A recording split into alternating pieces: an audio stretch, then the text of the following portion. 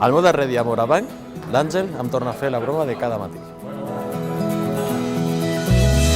L'últim dia a Morabanc, el Jordi em torna a ensenyar coses que no s'aprenen a la universitat. El cafè de l'Office segueix sent justet, però compartir-lo amb els companys és genial. Al darrer dia a l'oficina m'adono de com trobaré a falta ser útil als nostres clients. En el meu darrer dia a Morabanc, penso que les finances i els mercats són molt més que índexs i valors. En el meu darrer dia a Morabanc penso en tot el que m'emporto, gràcies a formar part d'aquest equip.